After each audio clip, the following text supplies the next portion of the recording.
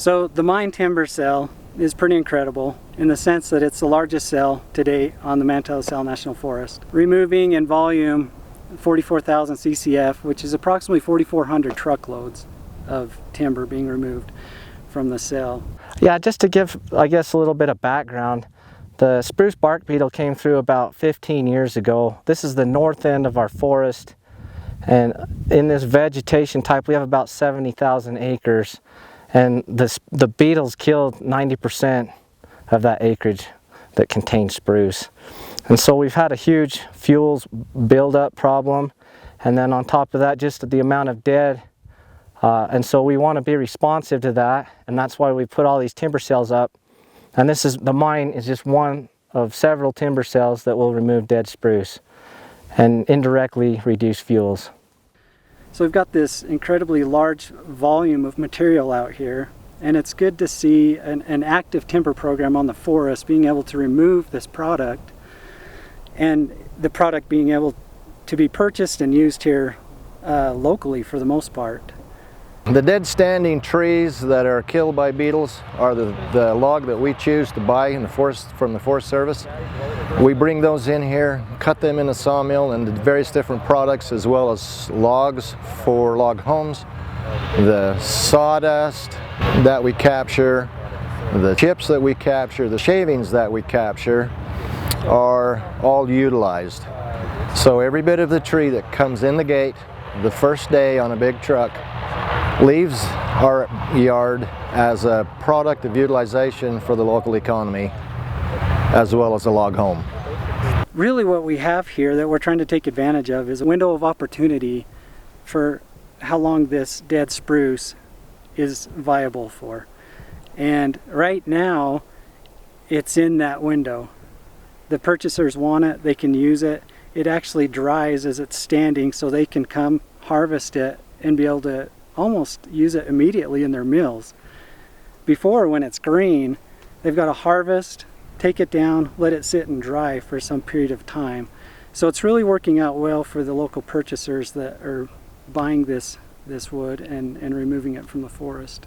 And we've ended up over the last year purchasing 4 sales from the Forest Service, to where we buy the dead Engelmann spruce off the mountain, and we have an outfit contracted that brings the lumber, cuts the lumber and brings it down into our yard. And as you can see behind us, we have a stack of lumber that we process for firewood bundles on one side of it.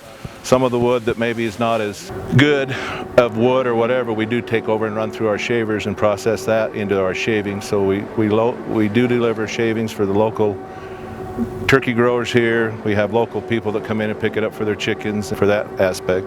The firewood goes into a distributed standard wood supply in Salt Lake City, and that gets distributed to different stores. There's different places that we ship the product to. But having both facilities utilizes all the product made here that we get off the Forest Service, so none of it goes to waste. Another good point is, if we just leave these trees standing, wind events, whatever comes through, and you end up getting a spaghetti noodle mess on the floor of the forest, that has a negative impact for wildlife that can't get through that area. Also, it adds to a fuel load, so those fires that come through, they gain in greater intensity and severity, and that has a negative effect on our soils. It sterilizes the soil. These cells here are unique because we're at about 10,000 foot elevation, and we are logging on 60% slopes, up to 60% in this area. So we have tractor logging and a possibility of some helicopter logging. So the main reason that we're removing these dead trees is the reduction of fuels in the area, and we did have a large fire here on the Manti 3 years ago, the Sealy fire, and we don't want something like that to occur again. We also want to improve the forest health by removing these dead trees. Now, when we remove the dead trees, we're going to put in some erosion control. We're going to put a lot of slash on the ground. We're going to put seed down, and we're going to open it up so that more grasses are growing to help hold the soils. Manti-La Sal National Forest, we have a very active timber program, and that's great to see because we've got such a large quantity of material here that needs to be taken off and used.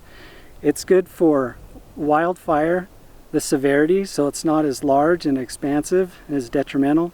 It's good for timber harvesting, just to be used here in the local economies to create products that are used and purchased here locally. It's good for wildlife habitats, and overall it's good for the health and benefit of the watershed.